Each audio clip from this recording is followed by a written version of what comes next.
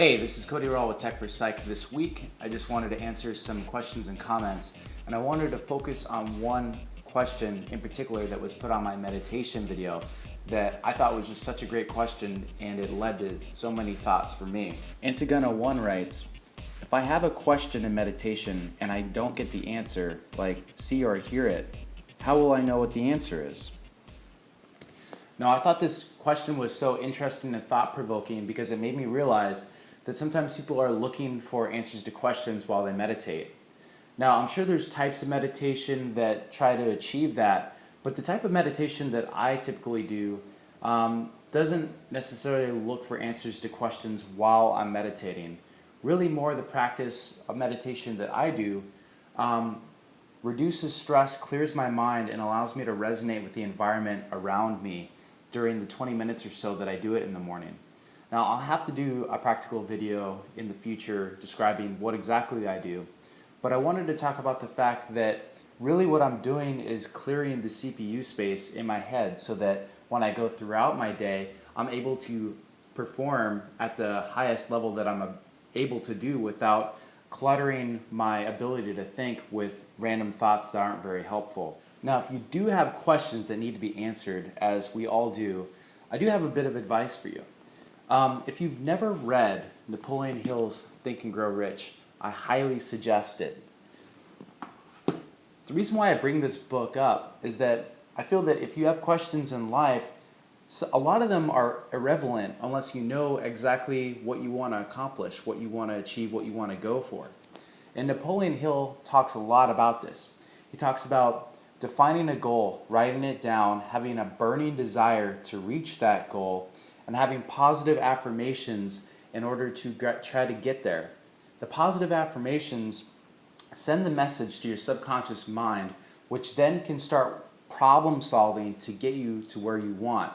And in that way, any questions that you have about your path of life are put in this context of where you want to go. Now, an example of how I do that is my morning routine. So when I wake up in the morning and go to the shower, the first thing that I'm doing is thinking about all the things that I'm grateful for in life. And that brings this amazing positive energy within me that sets me up for the whole day.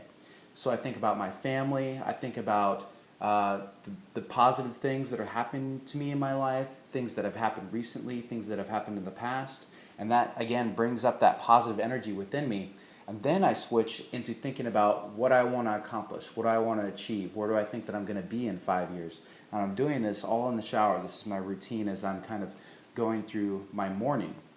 So that sets the precedence for bringing up that positive energy, thinking about what I want, reminding my subconscious to start working on those problems, and then using that to carry it throughout the day.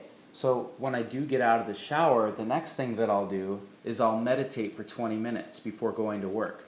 Now, the purpose of this meditation is, again, to clear my mind, reduce stress, and allow me to take in everything throughout the day without cluttering up my perception, my experience with random thoughts that aren't helpful.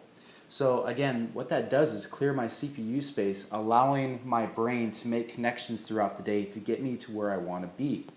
Now, biologically, you can take a look at the reticular activation system, which is a system in your central nervous system that has to do with attention and arousal and puts together things throughout your environment and makes connections. So knowing what you want and putting that continually in your subconscious using self-affirmations primes your subconscious, or biologically your reticular activation system, to look for solutions to that problem. And by meditating, you're clearing the CPU space. It's almost as if you put in a program in your computer and it has all this RAM, it has all this ability to run the program.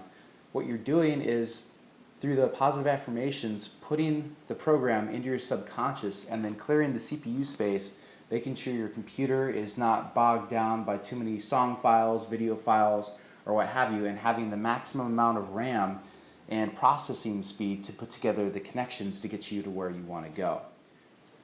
So that's all I had for you this week. I highly suggest you check out Napoleon Hill's Think and Grow Rich when you get a chance. Also, I would suggest looking at headspace.com. It's a great meditation website that actually has an app you can download on your phone. It's from a guy named Andy Petticombe, and he takes you through these meditation sessions that have been just awesome. I've really enjoyed them. All right, this is Cody Rall with Techforpsych. I hope you enjoyed this video. I'll see you next time.